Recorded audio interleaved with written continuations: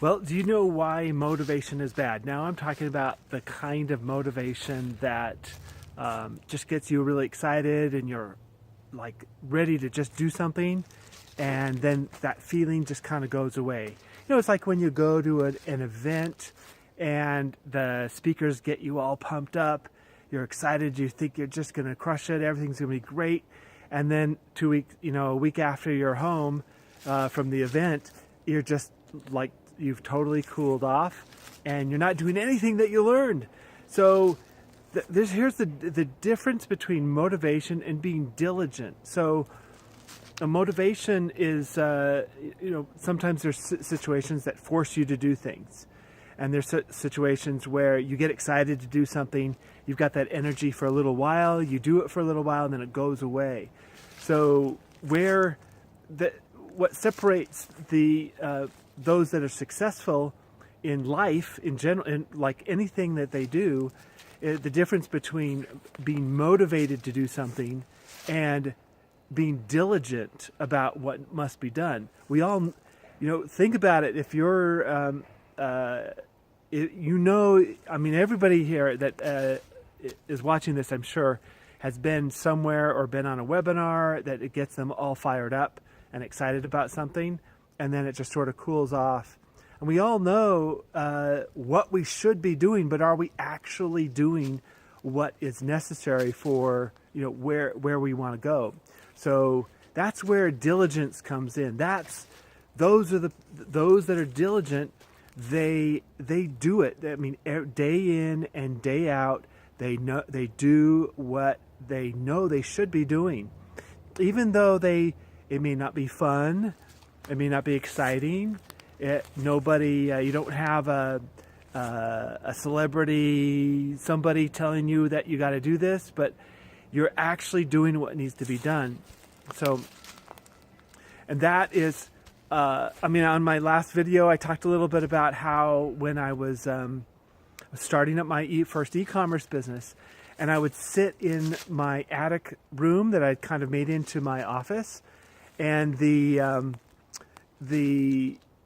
and I would sit there and I would start adding products to my listings to sell more, and it was not exciting work to do, but I was being diligent. So I knew that the more items I kept putting on my listings, my e-commerce listings, and the more items that I had there available to buy, the more chances I had to make sales. So even though it wasn't fun, it wasn't exciting, I was diligent about what needed to be done. So I had already laid out the steps that I needed to do, and I was diligent about executing. And so that's the difference. This is one of the reasons why it's very rare that I go to events, because it's the effects of the events. I mean, it's great to meet people that I know online. That's probably one of the best parts about going to events, is meeting all these great people that I know online and get to shake their hand and go spend some time with them. But as far as the events themselves, the effects of those are so temporary. And I'm looking for, I've been doing e-commerce now for almost 20 years, and I'm looking for long-term results. And in order to have results like that, it requires diligence. Day in and day out, you do the things that are necessary without requiring someone to get you excited about what you're doing. All right. I look forward to our next video. If I can turn this thing off, I'll just show you around. Let me just show you around a little bit. Okay, so I'm at my cabin, and we've got lots of some fairly old trees, and that's if I can get the camera, that's our cabin. It was a funny story about that. You know what? I'm going to save that story for another time. Oh, I'll tell it really quick. Okay, so we bought this piece of property years ago. Actually, before I started my e-commerce business, we bought this piece of forest, and this is our own little forest. If you've ever been to Yosemite, same trees grow here that grow at Yosemite. So Douglas fir, sequoias aren't natural here, but there are some planted on the property. Cedars are grow like crazy. Black oaks, dogwoods, lots of great things. We have deer up here, lots of coyotes, bobcats. We used to have a bobcat that would sleep on our deck. A couple times I almost stepped on him, or her, and but the bobcat would just run away. We've got bears. I've seen bears here. We've got quail. And this is at 5,800 feet up in the mountains near Los Angeles.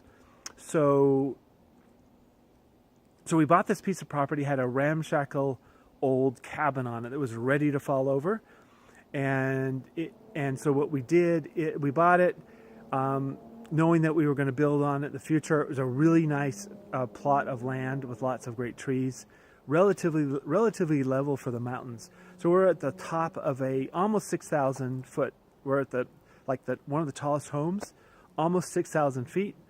And when we were doing our working with the architect to build our new cabin, I thought, in my mind, we're going to build like a 1,500 square foot cabin that'd be cozy with a big fireplace.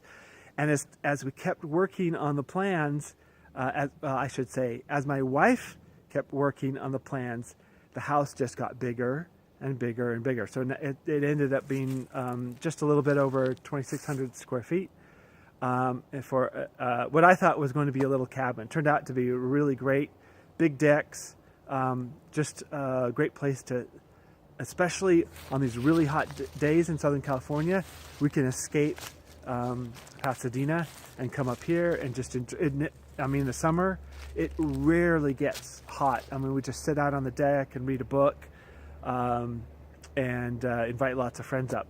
So, hey, that's my... I went on here a little bit longer than I thought I would, but I look forward to... just keep on... if you scroll down here, whether you see this on YouTube or on Facebook, and make sure you check out some of my other videos. And I share a lot of things like I did on this one about starting and growing your own e-commerce business. Let me see if I can turn this off successfully this time.